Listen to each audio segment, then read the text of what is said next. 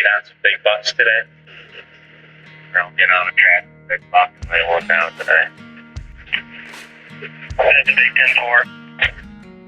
Welcome to another episode of the Adirondack Bucks and Beyond podcast. This podcast is sponsored by Stagger Gear. If you haven't yet, make sure you head on over to the Stagger Gear website where you'll find everything from their wool tracker jacket, their Apex Merino base layers, and even their 100% rag wool gloves and much more. Everything you need to keep you dry, warm, and comfortable for a long day's adventure in the woods. Be sure to enter our promo code ABB with any purchase made on the Stagger Gear website to get 10% off your order. That's promo code ABB for 10% off your order, all at www.staggergear.com.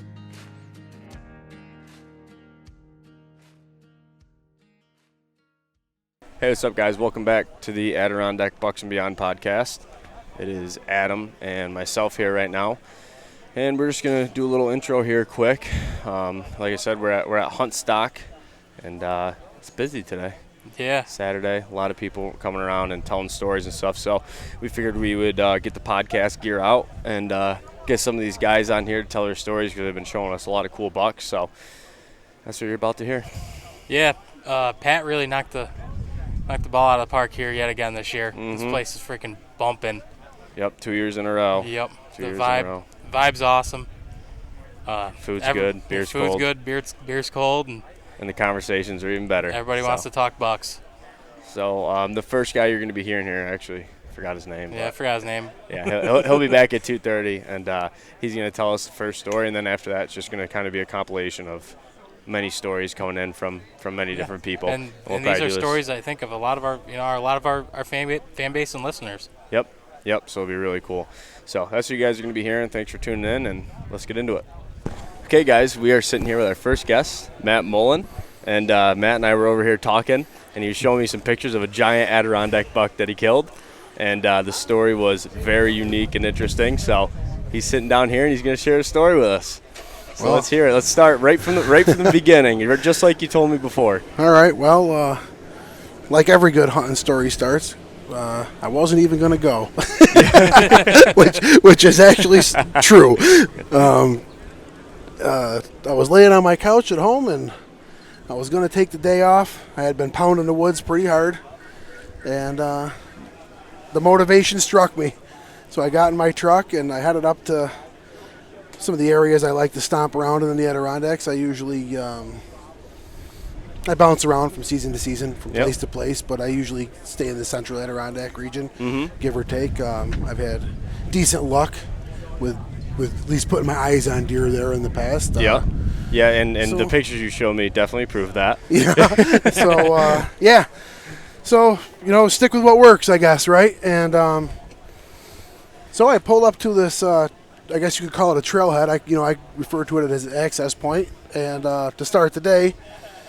And shortly thereafter, I ran into two hikers. Keep in mind, I don't think I've ever seen anybody on this path before in my entire life. Yeah. And we had a decent conversation, revolved around me assuring them that they were not going to be shot by these. They'll be safe. That they will be safe. The crazy hunters are not as crazy as they might think, and that they're probably more safe in this Adirondack woods with me with this hunting rifle than they are walking down their local city street. Absolutely. And we had a good conversation. I think it was good to bring a little perspective to them because obviously they weren't from our circle. Yeah.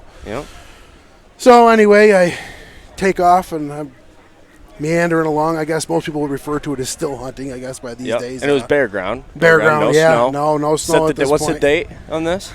November 5th, I believe, off the top of my head. Okay. No snow. Like I said, I had to drag my ass off the couch, So I start along. I'm still hunting, I guess, as some people will call it. And out of the corner of my eye, I catch movement slithering through the pines. I like to focus on the transitions in the woods myself personally. So you could, as you would picture in your mind, just a rack buck sleeking through the I could picture when you were telling me his story earlier. That's all I could picture. Like when you said that, I could just picture. I'm like, oh my god, he has to tell his story because everyone is going to be able to put themselves in your shoes, with this story. It's just it's very cliche, very picturesque. Yeah. So there it is. There's this rack buck just sleeking its way through these 4 or 5 foot foot sparse pine, just like you would think. Yeah. And I turned the barrel on him, identified it as a buck that I was willing to drag out of there, and I pulled the trigger, and the deer ran away, and I missed from like 50 yards away. So after I had a little temper tantrum to myself, obviously, I went over there. I believe it's very important to exercise, due diligence in making sure that you did clean miss a deer. Absolutely. It's a huge ethic to me on that part that I don't just abandon shit. Right. Yep. He was just blocking the wind out of his mic. That's all. Yeah. I am absolutely going to take all time and effort to make sure that my job is That's awesome, done man, because that is what you should be doing. I can't tell you how many times over the years we've seen people, and right or wrong, but they just assume they missed, right? And we all know that's not always the case. So I go over there, and there's a clean miss on that deer. So now, and what you showed us was a little tuft of white hair you found on the ground, right? This was actually the same day, deer before. Okay. I'm jumping ahead then, right? Yeah. Okay. I'm sorry. Want me to skip and jump? No, you're fine. I thought we were at that part of the story. No, I'll let you go. No. I'll let you go. So that was like, so I'll speed up past that because it was a no-ender anyway. But needless to say, now I'm convinced that because I do use my rifle as a walking stick and a tree holder, and who knows what could happen. Don't we all, right? Yeah. So now I got myself thinking that maybe I could shoot around trees with this rifle at this point but anyway, I progress, and I was ready to go back to the truck at this point. I've already had a human encounter, which was odd. I've now missed a shooter buck. Yeah. It's time to go home, right? And the knucklehead in me said, "No, I'm not done yet." Right? Yeah. So I trudge on, and now it's time to get off this trail, and I'm gonna head off into the abyss. So I head off into the abyss, and approximately 3 miles later, I know people lose judge of distance, right? And it was like that, you always hear, I was 5 miles in and they were 500 feet in, so it's, I'm going to use some GPS issues, right? Yeah. So approximately 3 miles into this, I hear a noise off in the woods ahead of me, and it's just like a turkey stampede. Sounds like squirrels maybe rolling around on the ground or just louder. Yeah, if squirrels were like 50 pounds, So it was just probably one of the loudest leaf frenzies, if you will, that I've heard. So it's a crunchy day, too, right? It's a crunchy day. It's a crunchy day. Very crunchy day. So, all the cards are like not good. It's stacked against you, basically. Right. Okay. Yeah. But which will turn out to actually be a good thing, by the way. Right. So it's not always a bad thing, right? Right. So I get it in my head, first, just like any other hunter who's probably honest. Oh, maybe, turkeys, right? Because of this racket. Yeah. No. Then I convinced myself that it was a group of does feeding. To have this much noise for this long, it has to be a group of does. So now, because it is noisy, I'm going to sneak up on these does, and I'm going to watch these does, and I'm going to hopefully this big rack or buck is going to come along, and we're going to turn this day around. Yeah. Right? And, so I took, I don't even know, maybe a half an hour, maybe, I don't know. I was able to creep up on this group of does. Yeah. So now I'm approximately 25 yards away, maybe 30 yards away. And I catch a visual of this group of does, which, by the way, turns out to be a single slammer buck. We'll throw if I get that picture from you before you leave, we'll throw it in this podcast. I'll put it over top of the podcast. This buck's a giant. Yeah. A giant, an absolute racker of an Adirondack buck. Yeah, I was giddy. Yes. I was giddy as a schoolboy, as they say. And, of course, now it becomes real. Right. And the deer does not want to give me a shot. Keep in mind, it has no idea I'm there because he's even creating so much noise. The wind is right. Whatever factors anybody wants to throw in there, luck. Yeah. He doesn't want to give me a shot. Yeah. So he actually turns away and starts to walk away from me. Right, and just to backtrack you for a second, you said this buck was absolutely destroying the area, right? Oh, yeah. There was like like a 20-yard diameter, let's say. Yeah. You know, if you put a pin in the middle. And he was just like kind of running around in circles, There- running back and forth. Yeah, there was zero method of the madness. He was not making a scrape. He was not making a rub. He was not feeding. He was going from tree to tree, just trashing the branches, running 10 yards to the left, trashing it, running 10 yards to the right, kicking leaves. It was That's so crazy. So when you told me that, all I could think of is that he must have heard you walking, maybe, and thought you were another buck, or what was it? Do you know? Was another buck there, or what? not that I could see. So you just have no idea. No idea. That's I mean, crazy. Literally no idea. That's crazy. That is not a lot of people walk up on a buck just absolutely trashing Yeah. an Beating the hell area. out of the Sure. land. Yeah. I mean, you know, if Maybe a rub or a scrape or something, but what you're describing Right. is pretty unique. Yeah, it was. I mean, even for me, you know, I'm taking a second guess, right? Right. Because I'm thinking it's got to be fighting another buck. You know, like there's Right. this. But no, it was just deer gone wild. You know, that's what it was. So finally, he turns 180 and actually comes back at me, and he steps out, and I leveled that .6 on him, and I pulled that trigger, and bang, and nothing, and the deer takes off running. Right. So now what? I'm like, this is two misses, right? So now I'm absolutely convinced that my gun is now shooting around in circles. Right. You know, it's like a boomerang Yeah. gun. But due diligence is important, right? So Yeah. I went up there and I looked, and as you saw in the picture, you know, there's a tuft of hair on Right. the ground, right? That would generally, to me, be indicative of more of like a low brisket shot. So now I'm just sick to my stomach, you know, that there's no blood. I absolutely did make contact with this deer. So demoralizing. Yeah. It's just, you know, I think we can all agree, well, not everybody, but I'm an animal lover. You know, I'm a hunter, but I'm also an absolutely. animal lover. You I know, think so- that's a lot of the true hunters are an animal lover and nature Sure. lover, and we love the animals just as much as anybody else does. Yeah, I but- think it's a misconception that we don't, right? We're just these Absolutely. brutal Neanderthals. and we could go on and on about that, but Yeah. I completely agree with you. So, Yeah. doing due diligence, you know, I see the tuft, and fortunately for me, the deer took off running, and I could see clearly through turned up leaves where this deer is running and bounding. Yep. Well, what are you going to do? We're going to go after him. Yep. And so I immediately, you know, I was torn, right? Do you wait? Know when you clipped it? Do you wait? Do you jump on this deer? You know, like, what are you going to do, right? Yep. Of course, daylight's a time. I mean, there's a bunch of things at play here. Yeah. So I chose to jump right on it. And I went about, I think we talked like 20 yards, right? Yep. Yep. And I look up ahead of me, and there's a pine tree. For scale, the pine tree's, I don't know, an inch diameter maybe. You know, it's not huge by Yep. any stretch of the You guys cutting out a little bit? Yeah. Hang on, I'll fix that real quick. All right. How about now? Good? Yep. Sorry about that. And I have never seen this before. You saw the picture of that. Maybe I'll give you that one too. Yes, just for yes, interest. I don't yes, know. definitely. But it looked like a lollipop. There was like a foot-long piece of fat sinew, no hair, no blood, literally wrapped around the tree. Yeah, it looked like someone had tied it around the tree. Like it basically. literally looks like somebody set that up. Yeah, right? I You know, mean, like- it's like tight around the tree. It's not like Yeah. loosely hanging off branches. Like Like you this were playing thing. tetherball.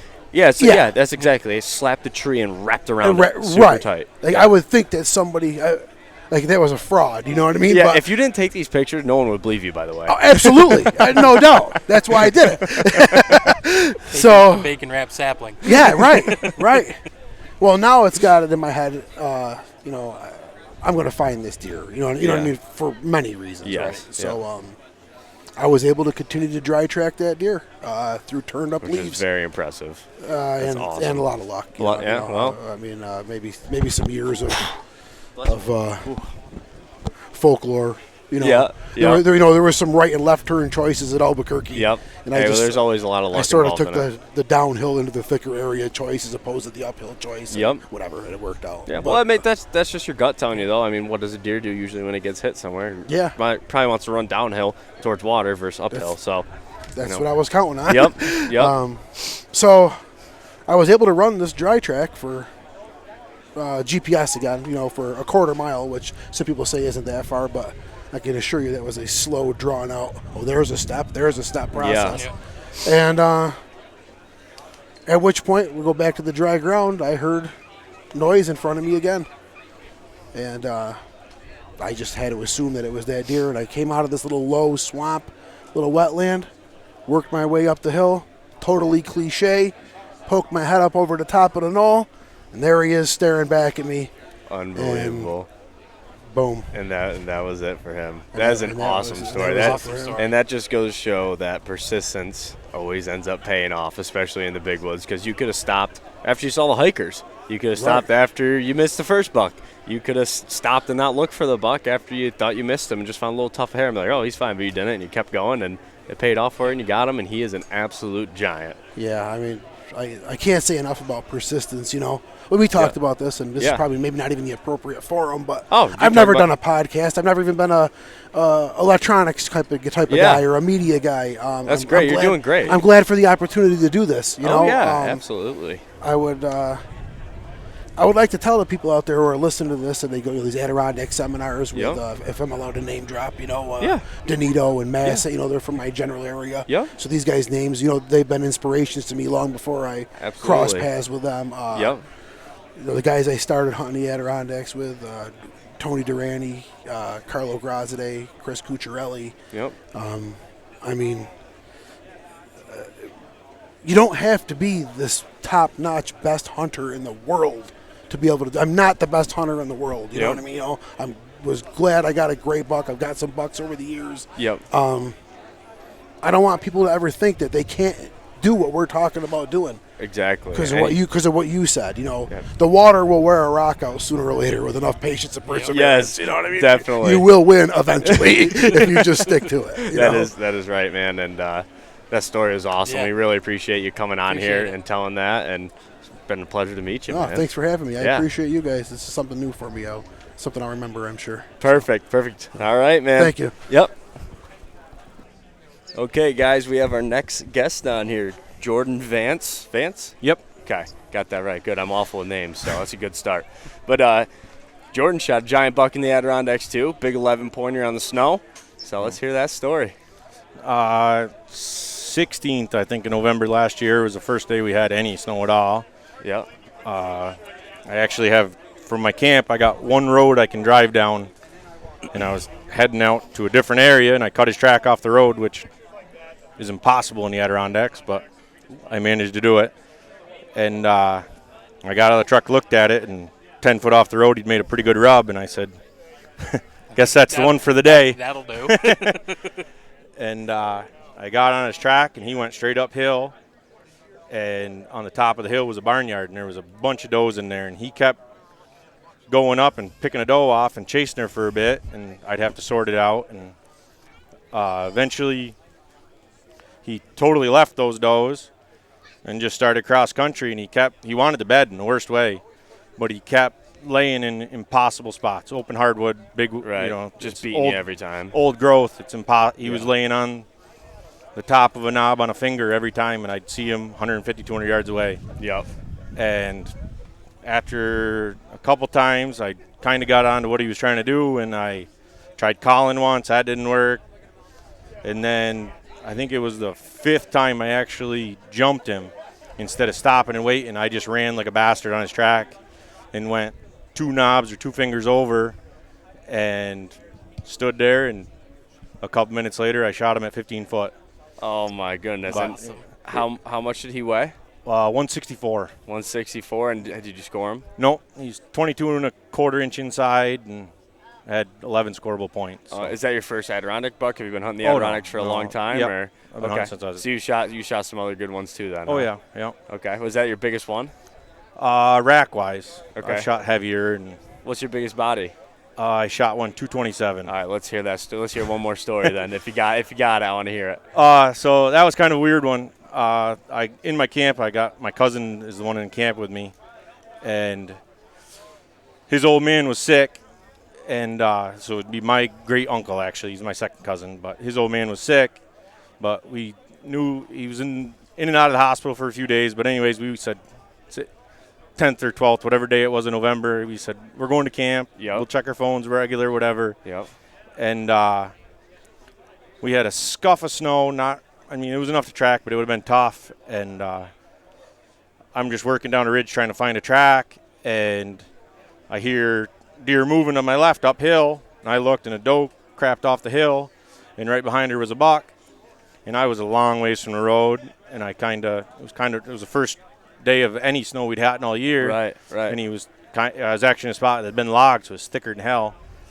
And he had short tines, so I was watching him, and he got kind of level with me, probably 40 yards away, and winded me or saw me or whatever, and he turned to go away. And I seen that he was probably 19, 20 inches wide. Yep.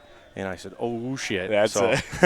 I didn't get a shot at him there, but track was fresh, and I was on him, so I gave him 20 minutes, got on his track, and probably went a half hour, and I heard my cousin shoot twice, which is our sign to get cell signal. Radios aren't worth a shit up there. So. Yeah, no, never. So I went to the top of the hill and seen his text message. I called him, and he said, my old man's not good. I got to go. And I'd ridden up to camp with him. So that was a Tuesday. So I left the track. We headed home. His old man ended up dying the next day on the Wednesday. Oh, no. And then Thursday night, I worked at the paper mill at the time, so I only had 2 weeks to hunt. Yep. So the funeral was Sunday and everything, so I got in my truck at 2 in the morning and headed up to camp, and I texted him on my way. I said, I know you got stuff going on. I said, but I got to go, I'll be home for Sunday. And when I got service again, I got a text message him saying he's on his way. He'll be up to hunt with me. Yep. So I kind of texted him where I was headed. I was going back after that buck. We still had a scuff of snow, but I knew it was getting warm that day. Right. And so I hiked all the way in the dark, and probably 300 yards from where I bumped him, it was still dark, and I just knew kind of that swamp pretty good. Yep. And I waited for daylight, and once it got daylight, I went 100 yards down into the swamp, just poking our way through. We still had a scuff of snow, but it would have been tough tracking. Yeah. And a doe jumped up 30 yards in front of me and kept looking at me and looking over her shoulder, looking at me, looking over her shoulder. Yeah. So I was ready, and he got up. I didn't know it was him, obviously. Right. You just saw a bone. I just saw a wide rack, and he was in the thickest stuff imaginable. Yeah. And I sent as fast as I could 5 his way. What are you shooting? What are you carrying for a gun? That one I killed with a 7600 pump, 35 Whalen. Okay. Yep. And Big iron. I threw my next clip out of my pocket and I seen him coming up the hill on the other side, and I knocked him down. The longest shot I've ever made on a deer. He was 200 yards at least. And I knocked him down, and that's when the fun started, I guess, because I hit him with some of the first ones, I guess, and then got on his track, and we still had, like I said, a scuff of snow then, and he went a mile and a half probably away from the truck, obviously. And of course you did, right? Yeah. He was heading down in a swamp where there was kind of a beaver pond, and I heard ice breaking, so I ran like hell through, the pines that are around beaver swamps that you can't see through. Yeah. And he just made it to the other side and was trying to get up the other hill. And I shot again, and then he turned, and I shot 2 more times, and then he went back out in the water. He just cracked the ice out of it and died 30 yards out in the pond, so I had to go out and get him. How'd you go out and get him? Stripped my underwear, and How cold was it? it was cold. I was breaking ice. Oh, man, those are great stories, though. Those are great stories. We appreciate you coming on and telling them, man. Appreciate it. Thank you very much. All right, guys, we have our next guest on here, Zach Smith. He was just up at our booth talking to us, telling us some pretty cool stories, so he's going to tell his story on here. I don't know which one you want to start off with, the Adirondack one or Maine or whatever. I think I'll stick with 2020. Okay. Let's hear it. With the COVID year there. So first destination was Allagash. I'll give a shout out to Allagash Guide Services, Brandon Lane. Yeah. Good dude if you're looking for a place to stay. But I'd actually went out early driving roads for tracks as I always do. So probably like 4 o'clock in the morning. Yeah. Cut a big track. Took note of that one, and ended up. Well, actually, that wasn't even the same morning. My dad. That was another cool thing. My dad was with me that year too. Oh, that's awesome. So memorable then. Well, I just went backward. That's 2019. We're gonna tell that one first anyway. Okay. So this is 2019. Okay. My dad went up with me. It was awesome because he didn't really want to hunt much. He tried to track a little bit, but he kind of just circled the roads with me and picked me up and was like my driver, so it made getting out of the woods a lot easier. Yeah. But yeah, we actually found that track that night, and it was made like right in the evening there, so I just planned on coming back to it in the morning. Mm-hmm. And we parked on it first light, and I didn't go on it for probably even a quarter mile, and I got a message on my inReach.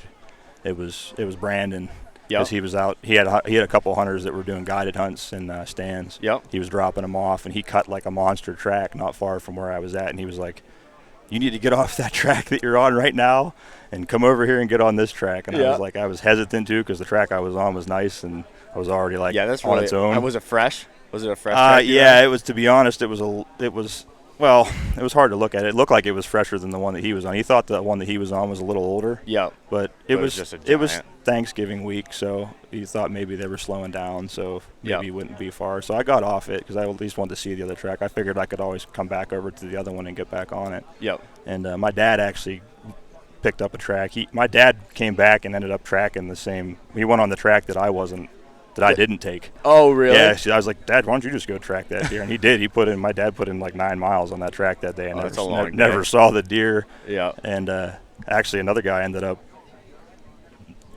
one of the guided hunters ended up being close to my dad, and he had a opportunity at that buck. It was a nice 8-point, I guess, and he didn't get it. My dad kind of like pushed it over to where he was at. Yeah. And that guy got like in a cut, and it was kind of circling around him with does, and he ended up seeing it. So that was cool. Yeah. But, Yeah.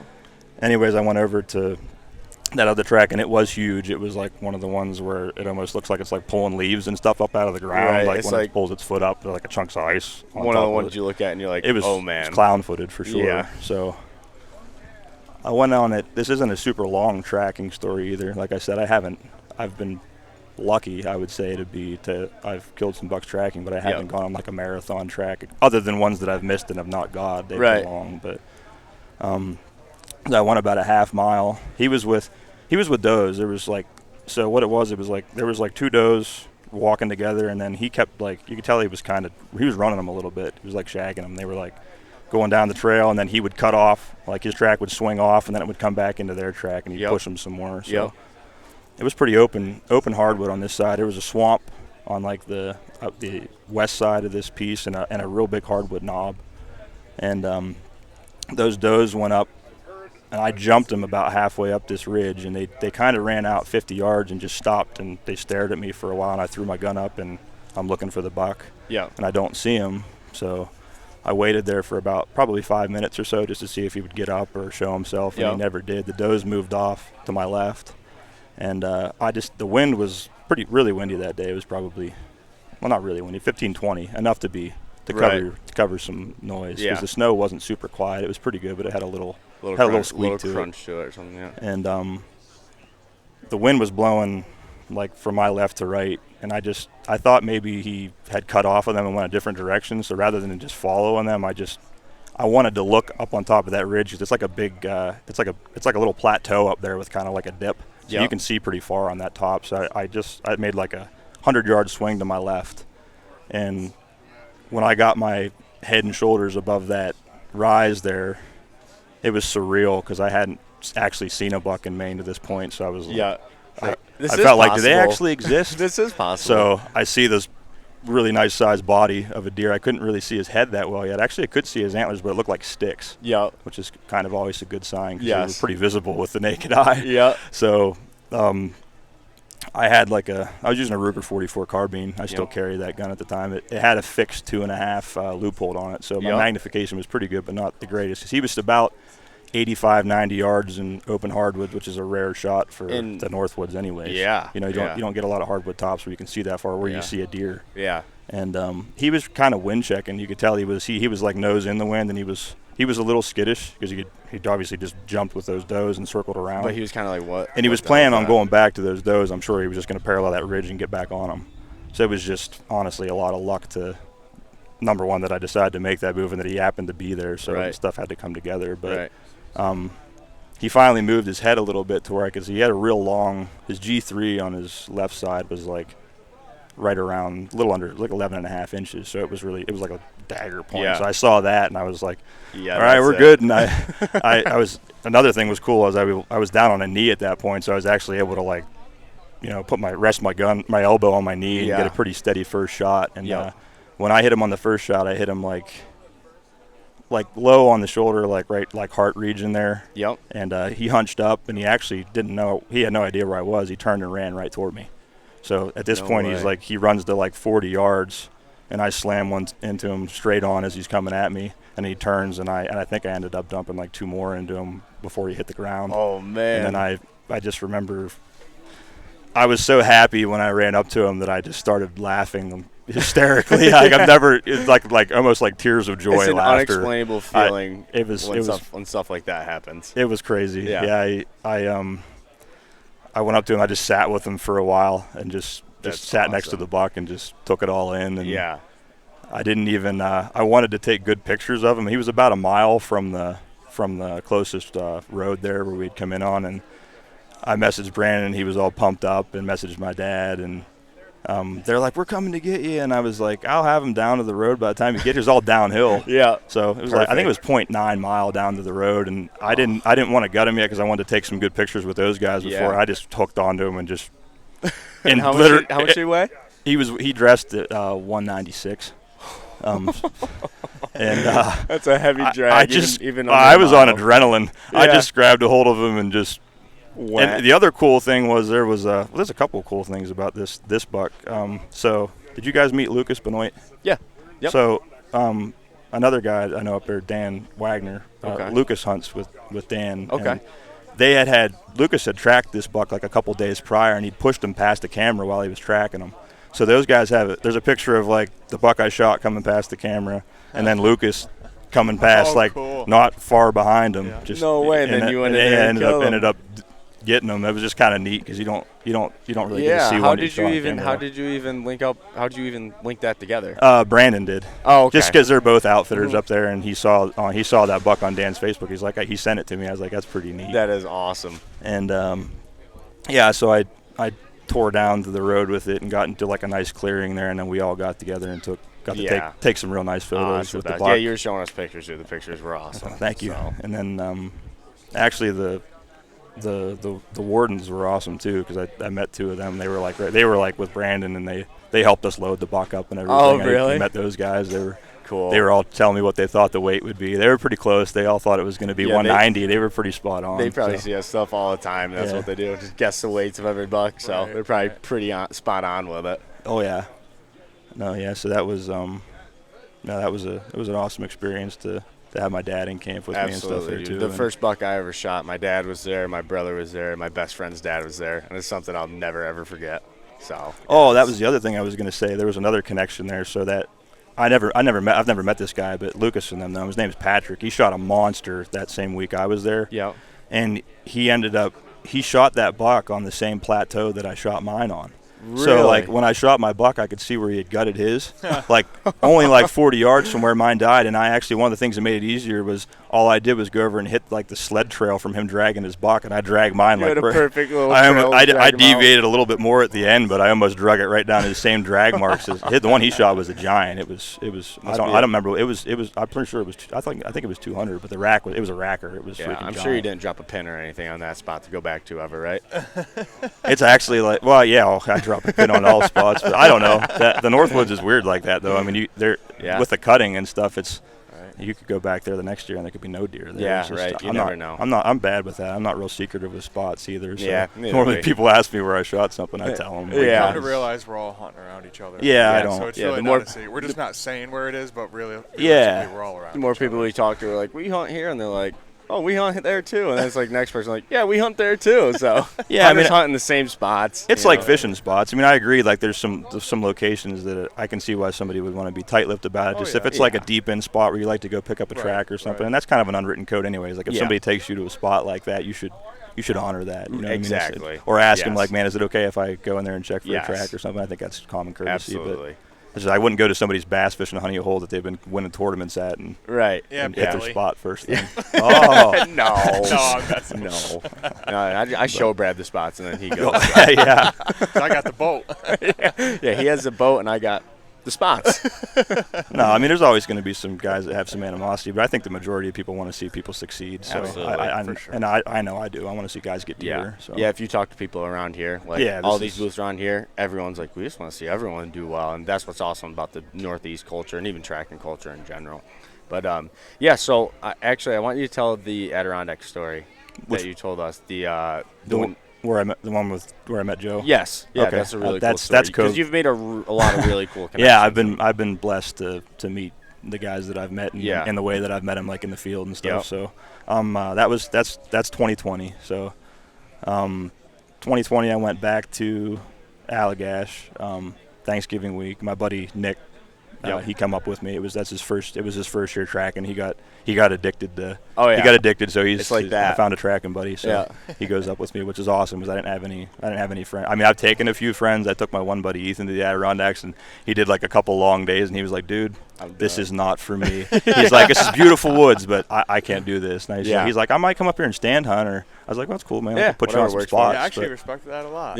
So he gave it a college try though for sure. It's not for everybody. At least he didn't just ghost, like he admitted. He's also got like 20-inch long legs, so I don't think the hills took it out on him. Adam. He was crawling over the logs like Adam. We step over our buddy Adam Marquette, who you brought up. Oh yeah. He always says, he's like, you guys walk over the logs, and I have to frickin' crawl over the top of them. So what do you say? He's built like you're built like a pole, and he's built like a troll. He's our Barney Rubble. He'll appreciate this one right here. So we went up to Allagash, and ended up just being complete coincidence, but Joe Donito had already tagged out on a big buck kind of early in the Adirondacks, and he came up and stayed with Brandon there at Allagash Guide Service. Yeah. And he was an awesome dude. He gave us signed copies of our books and of his book and answered all of our questions. Yeah. I got to shoot guns with him a little bit. Yeah, and like I was telling you before, there's not a lot of people who have had an experience like that with Joe. That's something really special and really, really cool. No, he's I would say he definitely I learned to slow down more for the end game from him more than anybody, because I didn't really have a problem catching up to a lot of the deer, but I was definitely having a problem putting the brakes on. He was just over here talking to us. It's a lot of people's problem. I kind of told him the same thing. That's the problem I have right now, being so new to track. Well, I think I think everybody has like their own style. You're always gonna. There's some guys that are a mix of that, and then you got some guys are just bold. Guys like when Lanny was young, and he's such a good shot that I think that's a lot of it too. How are you the kind of guy that maybe you do a lot of upland shooting and stuff, and you're a really good point shooter, and you're good at shooting bucks on the move, and maybe you're the kind of guy that needs to work on being a lot sneakier because you need to shoot bucks that are standing up out of their bed. Or I think I'm a little bit more on that side. Yep. I don't have an extensive. I've been shooting a lot more than I ever have. Yeah. I archery hunted like extensively, so I always in my earlier hunting career, so I always shot archery competitively to be a better hunter. Okay. So now I'm kind of looking for like a competitive like shooting avenue of some kind to kind of facilitate that. You're a gunsmith, you said, right? I am, yeah. Okay. That's recent. Okay. I had actually just I graduated from Pennsildania Gunsmith School August of last year. Okay. I kind of messed with guns amateurly like my whole life, and I ended up in a cool position. The guy that used to work on all my guns, I didn't really have a place to set up yet, and I wasn't in a financial position to open up my own shop yet. Right. It was kind of like a longer plan for me. And he was like, "Dude, why don't you just bring your tools over here and just set up here?" He's like, "You can just work under me for a while and get your feet underneath you." That's awesome. And I ended up staying there. We like working with each other so much that I opened up my FFL with his, so we got two businesses out of the same building. If you want to, you could plug the name of your business too. Offhand Gunworks is out of Pennsylvania. Out of Pennsylvania, Scenery Hill, PA, so southwestern PA. Cool.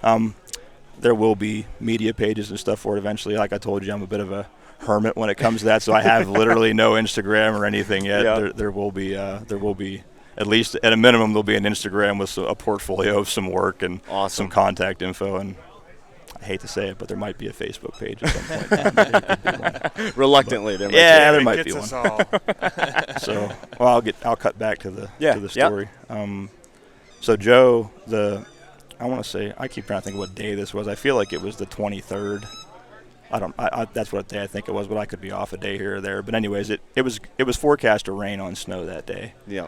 So it was, which isn't like super common, especially the amount that it ended up raining. So there was about I think we had like 6 to 8 inches of snow on the ground when it rained, and it started raining like first thing in the morning. It was like started out about 37, 38 degrees. Yep.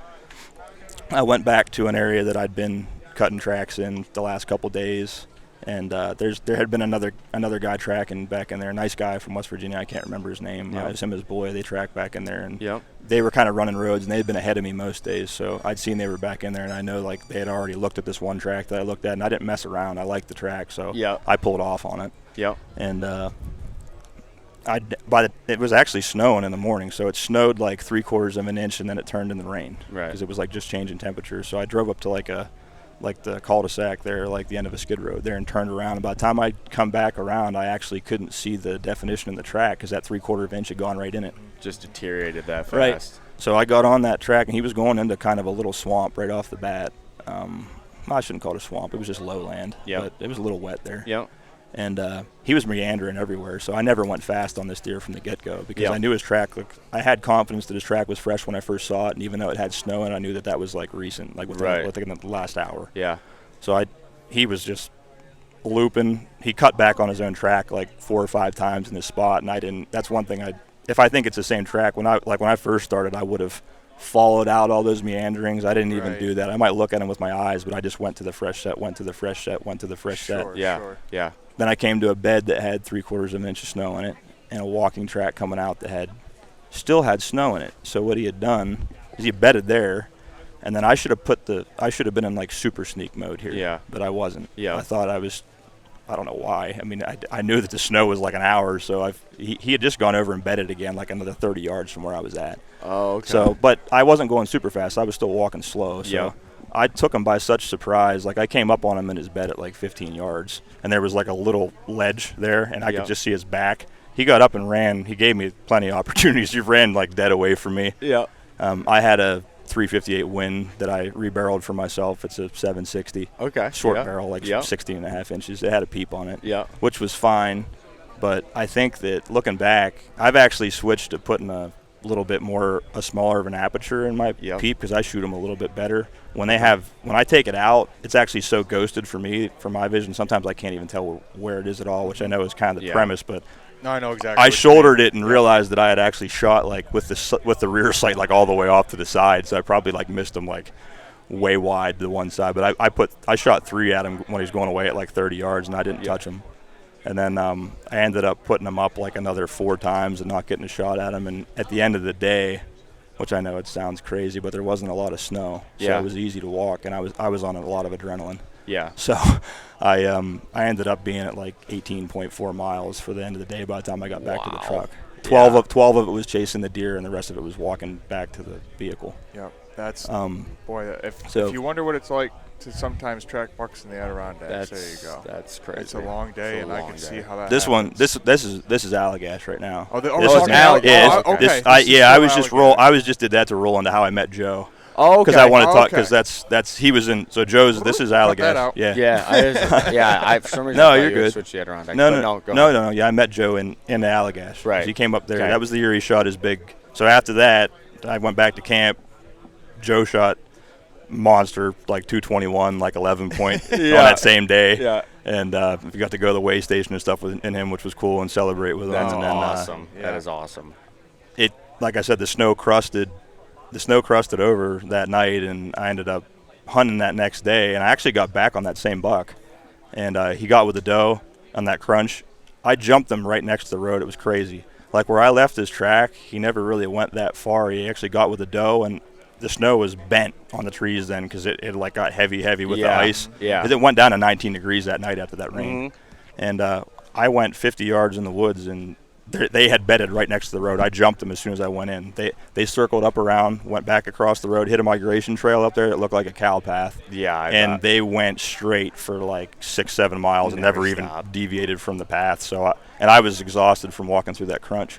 Yeah. So I got off of that track because I didn't think I was going to be able to seal the deal on them, and I was beat from the day before too. My legs were killing me. Yep. And, I bet 18 miles. I ended up going back to camp there, and Brandon gave me Hal's number. That's how I ended up going down to Jackman. Yep. And those guys took really good care of me and put me up for Hal let me drive in at night. Again, another experience that a lot of people never have. Not a lot of people get invited to Hal Blood's place. People, to stay the night. well, these guys are all super generous guys, really. Yes. I mean, they're awesome people. I mean, Hal let me sleep in his, like I said, in his little garage room there for the night, and put me on an area the next day, and I did track a buck that day, and didn't get on one the next day, but got to see that woods, nice woods, a little more mountainous down there. I did like the elevation in that region.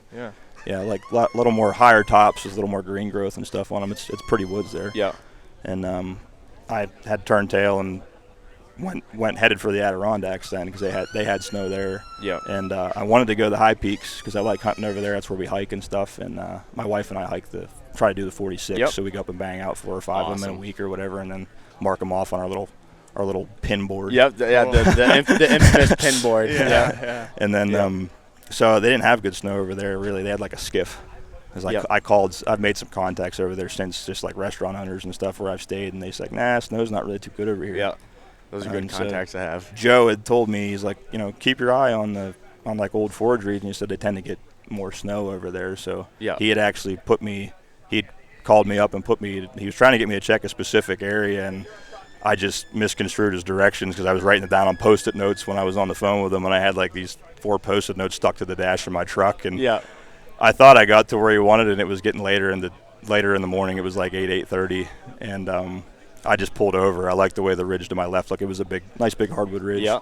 I pulled the truck off, got out, was walking straight uphill. I was just going to go to the top of that ridge and just parallel it and see if I could cut a track. Well, I quarter mile up before I got to the top, I looked like a nice track. It was actually hard to see the track because the doe tracks were clear, and the reason I thought the buck was definitely heavier than them anyways is because there was only like 1.5 inches, 2 inches of snow, and it was wet.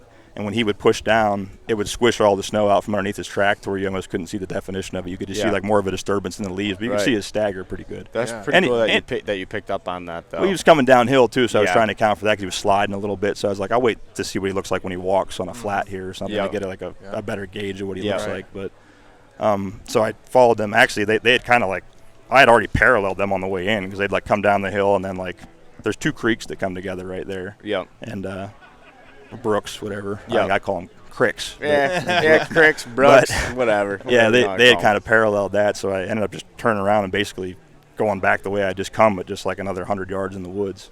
And they went like about a half mile. They kind of paralleled that main road going down in there. Yeah. It's thick in there too. There's a few open spots, a lot of blowdowns, but a lot of mature conifer in there. They're kind of hanging out there in the wintertime, I think, a lot of feed. Yep. And he split off from the doe track like just a hard left, like almost so hard that he turned backwards on his own track at like a 45. Yeah. And the doe, he's off the highway now. That's exactly right. Did I just walk perfect by him analogy. already? Yeah, that's why I did the stop like where you're like whoop and like put your gun close to you, and I turned left, and there was like a big dead tree next to me that was probably like I had to like do like a leg up to get over it. But it actually ended up being a good thing because I think that buck was bedded in that creek. And it blocked. All he could see was the top of my head when I made that stop. So when I turned, there was a blowdowns going up a hill there, and he was running straight away from me. And that was like the best snapshot I've done to this point. It was just like instinctive. The gun came up, I shot it, and ended up hitting him like halfway up the back because he was running up the hill. Yeah. And I recovered the bullet like right underneath the throat patch there, and he like fell backwards on his antlers like. That's awesome. And that's awesome. He ended up dying like. Not even a quarter mile from the road, which was awesome. I didn't have a super long drag, and then like I said, I met the guys that have a camp down there. PJ Hyde's the guy's name, super nice guy. Those guys helped me load the buck up and everything. I made friends with them and got to hang out with Joe and Steve for the rest of the day. And that's great, dude. Those are awesome stories. Joe probably thought this kid's all right. Yeah. He was like, I get the assist, and I was like, you most definitely do. That's awesome, man. Those are great stories, and like I said, those are great connections that you made doing it. So that's awesome. Been really lucky. I appreciate you guys having me on. Too. Yeah, thanks for coming on, man. You guys got great content. We appreciate that. Nice to see all the new content coming out. It gives you. Before that, you're always waiting for like something new to come out. You're like checking Spotify over. Is there a new one? Need stuff to listen to on the way to work. I was the only one that did that. No way. I think we all do that. Yeah. Hey, well, we really appreciate it, man. Thanks for coming on. Yeah, appreciate it. Okay, guys. I don't know if that recorded anything or not before, but we have Chris, the cameraman here from Just Hunt Club. How did he botch that twice in a No, row? it's cameraman Chris. I did it on purpose. Oh. Chris the cameraman. All right, anyways, Chris is going to tell South Dakota buck story, and then whatever the hell else he wants to talk about. Who knows? We can talk about my archery buck from 2018 in New Hampshire. Yeah. It's my biggest deer in New England. Start with South Dakota one. But we ain't going to talk about it right now. Let's do South Dakota first. So we actually, I was talking to a buddy. So one of my best friends, Griff, his brother Graham is in the military with this kid Alex, and Graham was home one time, and he's like, and when I say home, I mean in New Hampshire, he wasn't serving. He's like, Alex's dad owns like 4,000 acres out in South Dakota, and I was like, okay. But so he ended up reaching out to Alex's dad, Chad, and Brett and I first hunted it in 2020. He killed I think it was a 153-inch. Yeah, Brett shot a giant 10 out there. Did you film them, right? I did film that. Yeah. It was a very quick September 1st, awkward hunt. We weren't ready for it. If you haven't seen it, go check it out on the Just Hunt Club channel. And then I went the year after, and I killed like probably 115-inch full velvet deer. It was just a fun trip. But so last year was the third year we hunted this farm. And this is when I met Chris. Mayonnaise hot dogs everywhere.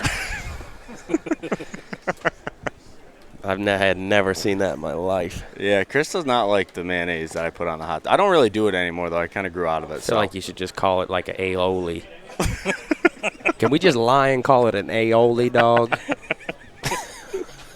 I'll Snapchat Chris or text her or something. It'll be like, how's that mayonnaise on them hot dogs? Nasty, dude. But, yeah, so Jamin, our ex, we calling him an ex-camera dude or old intern? I'm more of a friend at this point. He ain't my friend. I'm glad he isn't here today. I'm just kidding. Jamin is, what's his last name? Davis? Yeah. Jamin Davis. He's a good, let me get a sip, hold on.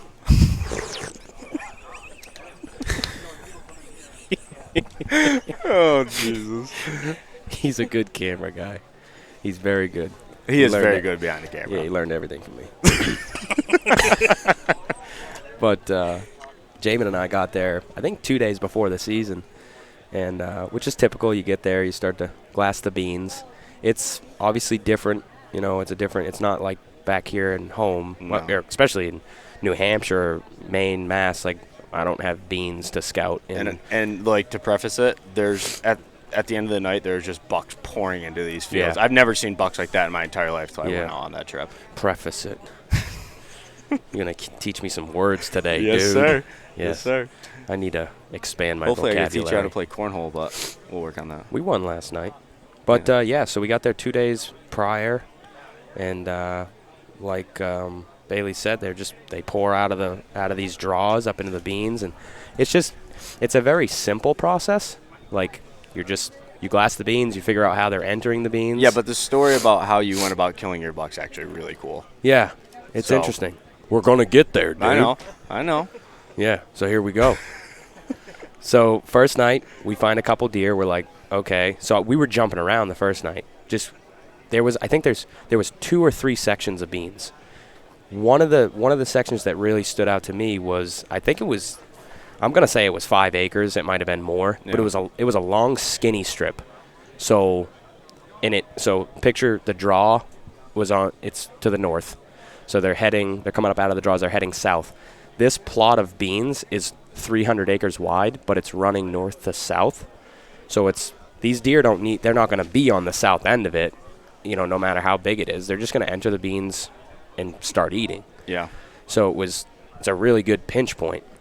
Second night, and then I think we were there 3 days before the season. I think it was 3 days. I don't remember. John and I got there afterwards, so I don't know. Yeah. You guys were late. No, Jamin was late to pick you up from the airport. Yeah, he was. Like 7 hours, dude. No wonder I don't like that kid, dude. Where was he, dude? Hey, this is my theory. He went to the wrong airport. Because we were talking, I think he went to St. Pierre. Wherever the hell that is. There's only like and I just think because I picked on him so much, he didn't want to be like, Listen to this. Listen how stupid this sounds. I'm at the wrong airport. You suck, dude. I'm not kidding. I sat in a bar in, what's the capital of South Dakota? No idea. Nobody knows. People in South Dakota don't even know. I'm trying to think. Rapid City? Maybe. Wrong. I don't know. Whatever. I sat in a bar for I want to say 7 hours. Drinking Coca-Colas. Yeah, had my scent crusher bag right underneath the bar. I met a couple people. We chatted. We played pool for hours. Check out the channel. Yeah, it was cool. Not really, but. So, yeah, where was I? So, they're entering. So, all right, so a couple nights goes by. Long story short, let's get to it. This buck on the second night, we see him jumping out. So, picture long, skinny strip of beans, corn on each side, and then a draw to the north. They have to run through a hayfield for about 200 yards. And they run through it. They run through it. And clearly this buck, he didn't want to just run through it. He wanted to go around. And I'll get to that and how we figured this out. So he's jumping out of the corn. And in 2 nights in a row, Jamie's like, yep, same buck. He's jumping out of the corn. I'm like, where the hell's this deer going? Or where's he coming from? So the first, opening day, we did a morning sit down in the bottom on a pond. Nice little pinch point that, they come down off the beans and funnel back down into this draw. Brett killed in 2020 out of the stand. Yeah. So we had an unsuccessful morning. And that evening we sat, pretty much used it as a, I need that vocabulary, dude. I don't know what you're trying to say. We used it as a, we sat up in the tree and just pretty much scouted again. Right. There's a word for it. Like an observation stand. Observation sit. Yeah. Perfect. There you go. Thank you, brother. You're welcome. I got appreciate you. Always. I owe you a mayonnaise hot dog.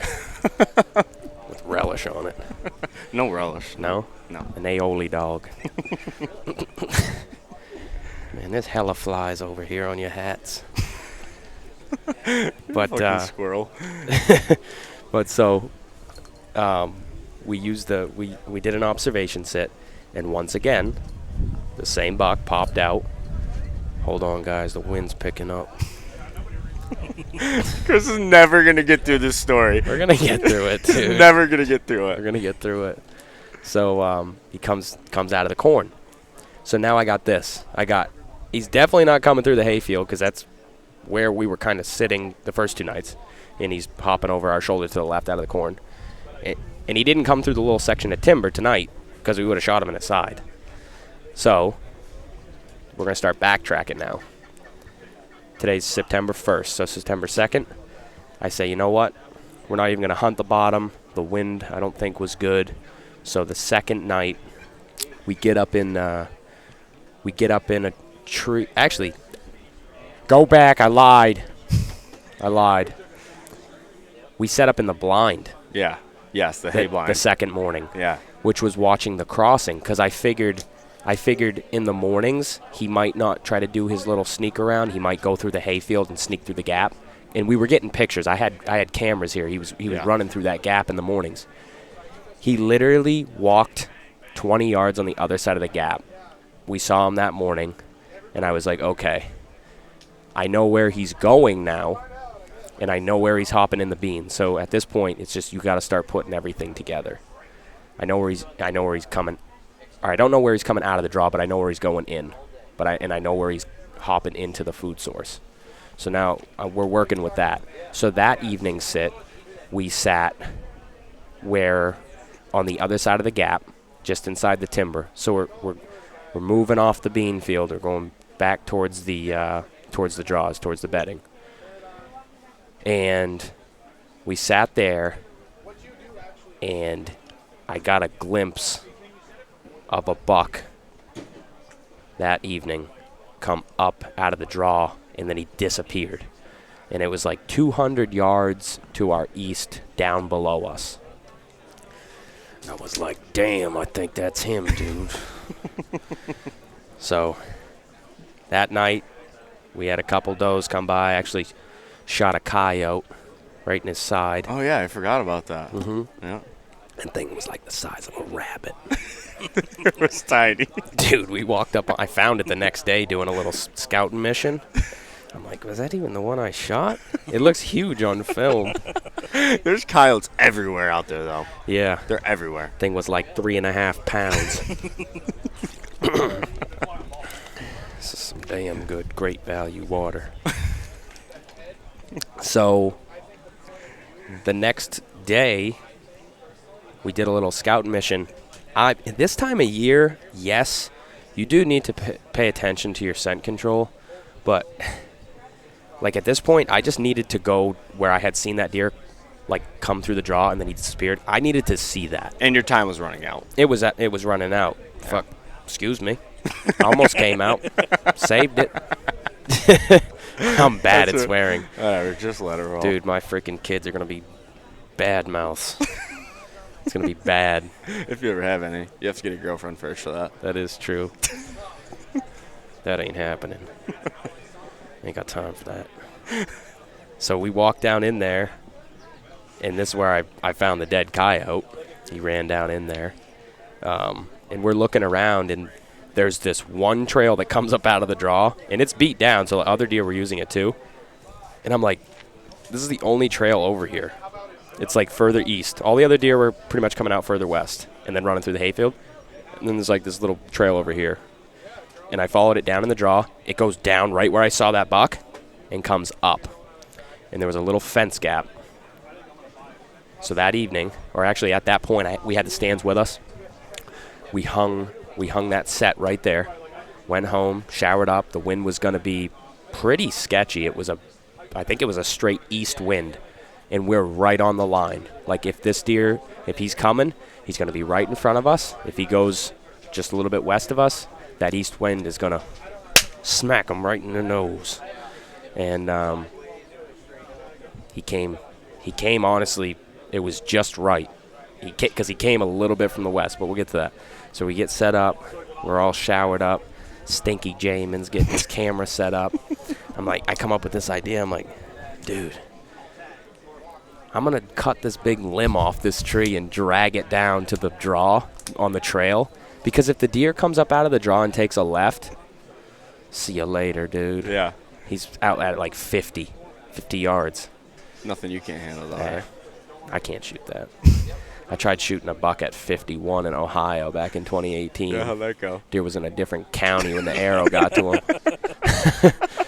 I remember bringing it back to camp and showing the footage. And everyone's like, what was that? It was so bad. The deer blew right before I let the arrow go and like turned and started running up the hill. Yeah. I don't even think he was in frame when the arrow got to him. Really.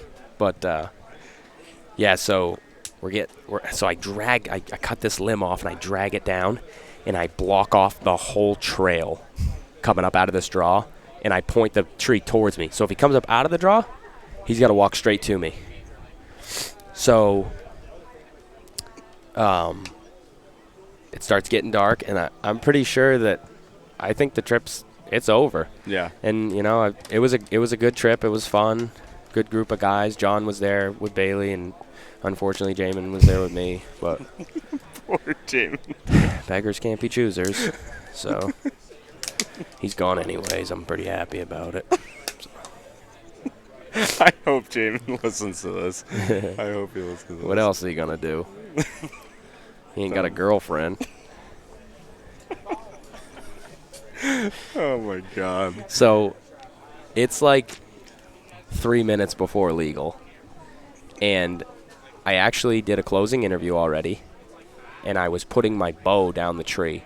So a little premature. I have a couple minutes, and I hear, like, what the hell is that? He's like, right here, Chris, to the left. Here he comes, dude. He's crashing.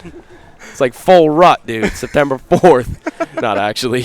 But he's chasing a doe up out of the draw. He stepped on something, and it made a large crack. And I put the binos on him. It's pretty dark. Put the binos on him, and I'm like, that's him. And he walks, and he gets to the limb. And he's like, sniffing on that thing, dude. I think that's cameraman Chris. And right when he said that in his head, dude, I smoked his lungs 31 yards. Yeah. And he took off. He ended up going 50 yards, and he bled like twice. Yeah, it was all internal. Yeah. We did back out. We went back. We looked at the footage. That's a huge game changer when you're filming. You can rewatch stuff. So if you're a Canon guy, just shut the podcast off. All right. Because no, Canon cameras. Is that me? Oh yeah, he does actually have a Canon. Yeah. All right. Catch you guys later. see you, dude. I'm just kidding. Oh! Whoa, dude, that's a wasp. Yep, almost got stung out here. You guys should get a net for these podcasts. People can't be getting stung while we're doing this. So we go back. The footage is crap because he's using a Canon R5. This has nothing to do with Jamin. Jamin sucks, but like it has the camera nothing. sucks more. Yeah, the camera's terrible. If we had the FX, it would have looked like noontime on a Friday. It would have been sweet. It would have been great, but it wasn't. Yeah, you can see a little bit. Yeah, you can see my lighted knock. That's about all you can see. But what was that? Dog. I think somebody just stepped on Gracie. So we go in there and we're sniffing around in the grass. I find my arrow. I got the lighted knock. And like I said, he didn't bleed much. But we found him. And the deer was super inconsiderate because he just ran into the tree with his velvet. Like I wasn't trying to like preserve it or something. Yeah, well, you end up having to do like fake velvet on it. Yeah. For the mount. Yep. It's reproduction velvet. Yeah, but the guy he did a good job on Brett's, and he added a new feature to his price. He does webbing, so they'll add like putty, make it look more realistic. And he actually like he paints like the veins in to make it. Yeah. Like with an airbrush. After he puts the velvet on. I've never shot a velvet buck, so I wouldn't know. Yeah, you probably never will. Got him. Got him. But yeah, he ended up scoring what? 150. So the velvet wasn't on him when I scored it. It was 155. I think I could get another 1.5 inches out of it. Squeeze 1 more inch out of it. Yeah, it was thicker velvet. Yeah, he was an absolute stud. Great deer, great hunt. That was a really fun trip. One of my favorite things. So Brett, Henry, Jake, and who else was up there filming? That's it. It was the three of them. Because Justin Awanchuk was filming Brett. Yeah. And I had it on FaceTime. I'm like, he's not bleeding good. But this is what I got so far. And I lifted the head up on FaceTime, and they're like on the face. Like, it was awesome, dude. Yeah, that was the best part of the trip. Yeah. Yeah, and unfortunately, hey, if you're listening to this and you got an early season September cape for cameraman Chris, I need one because I had to get on a plane, man. Just cut those antlers out of his head. We were up till like 2 a.m. It was bad. Yeah. It was bad. Yeah. It was also we couldn't get ice, and I went to the butcher. I made it all happen. I actually donated the meat to a couple families out there. So, yeah, that's that hunt. It was amazing. That was a South Dakota buck. Now I want you to tell the one with your bow. Yep. So this is back in the Northeast. Yep, this is in the Northeast, in New Hampshire, and so I'm from Laconia, central New Hampshire. We got a lot of good deer around us. I don't even know if I should say that. No, a lot of small deer around you. We only have does. No bucks. We only have does. But so I had pictures of this deer. I called him Innie 8 because of his brow tines. And then he was just a mainframe 8. He scored 140 in an 8th. He's a beautiful deer. Really nice G2s that like swoop in. And so I had filled my muzzleloader tag in Unit M on a small deer I want to say it was sometime in October. And so I didn't have a firearms tag. And did I say I have had the pictures of this deer for 2 years? You showed me the pictures. Yeah. He's a solid deer. Now, this is before I didn't know how to hunt big woods. Yeah. I learned a lot from Brett. So I go up the mountain. I got my bow with me, and I'm pulling cameras. I'm pulling cards. And this one spot I went to first. I'm not kidding. I was in the woods for it probably takes 40 minutes to hike in, but then probably another half hour, and I had a dead deer on the ground. So I pull the card. It's dead. There's a set of tracks going right by the camera. So I get down on my hands and knees, and I'm sniffing on that paw print. And it stunk, dude. Where'd you learn that tactic? Huh? Where'd you learn that tactic? Hail blood. Yep. Really? Yeah. I'm gonna have to listen to that podcast. Yep. I don't know if he's got one on it. No, personally, he told you that personally? Yeah. Yeah. Yep. We're good friends. So, I get down there and I'm sniffing on it.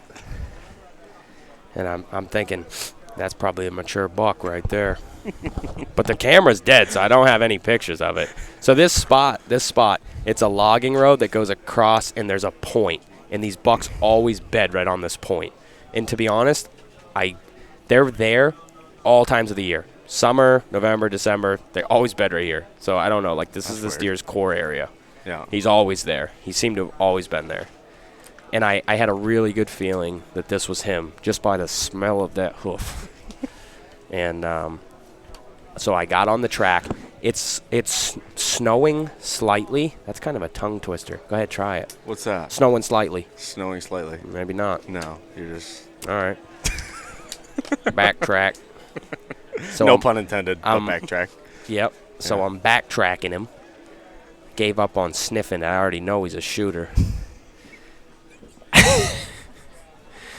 So, dude, I walk for like 5 minutes, and I'm going through soft woods.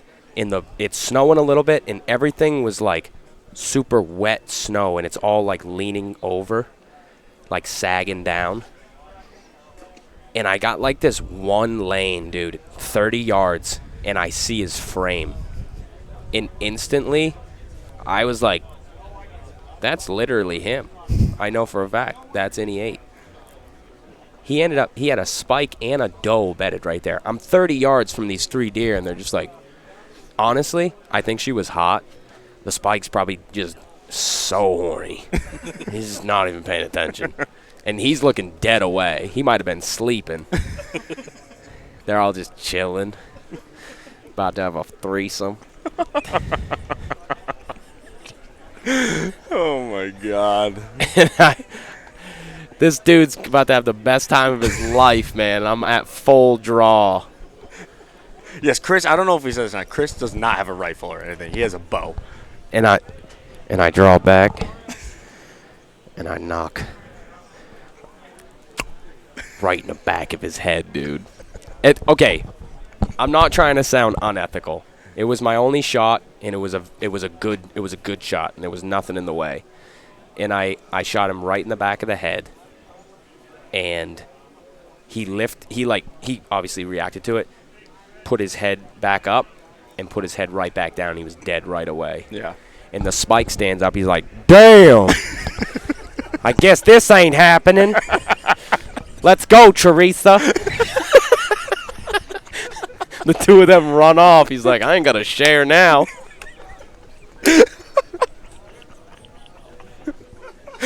Oh, my God. I ain't sharing Teresa. He's dead. But it was pretty incredible. Yeah. No, I don't know if I know personally anybody who has tracked a buck with their bow and shot him in his bed. In the head. I don't know anyone who's done that. I promise it was a clean. It was my only shot too, which I mean I'm not gonna bark at him, have him stand up. But I had a clean shot. It was a good shot, and he died right away. Yeah, he's a beautiful buck. I remember I called Brett and my dad right away. And it was amazing. It all just seemed to work out. I guess we all get lucky sometimes. And, yeah, Teresa, she gone. Living another day. Yeah, well, maybe you'll go back up and kill that spike someday. That was a long drag out. A very long drag out. Did you do it by yourself? No, my dad came. Oh, okay. Brett didn't come help you? No, he's hours away. Well, must not be that He ain't a friend, dude. Oh, God. All right, well. I thought my dad was going to bring a sled or something. He just brought a snowboard. What? Yeah, I don't know why. A snowboard? Yeah. Did you strap the buck to the snowboard? Dude, my dad picked this thing up. 201 pounds. I got my patch for it. And rode the buck down the mountain riding a snowboard. Did you take any video of it? Nah. Why, you don't think John and them would want that footage? Nah. He's got this buck strength. He's on his back, dude. And he's just freaking. What's that dude's name? Shaun White, dude. Shaun White with the buck on his back down the mountain. My dad's looking like Shaun White. He don't even have long hair, but he did that day. Just going down the mountain. Oh my God! I'm just kidding. We dragged that thing out 2 miles. Well, it sucked. Uphill. Chris, thanks for the comedy hour. We really appreciate it. Sure. Did you enjoy coming on the podcast? I did. I like to laugh. I know you've really been looking forward to this. You've been begging me for months to come on. Yeah. Begging. Yeah. Yep. So yeah, we'll see what happens. We got a little trick up our sleeve at Just Hunt Club. I think we're gonna have an eventful September. And are you gonna kill a buck this year? I think so. I had a bird crap on my arm yesterday, so I think that's is that good luck? Next time I'll just open my mouth and look up. All right, we're gonna end on that. That is get in there, dude. That is cameraman Chris of Just Hunt Club. We'll see you guys. I love you. Thanks. Mayonnaise.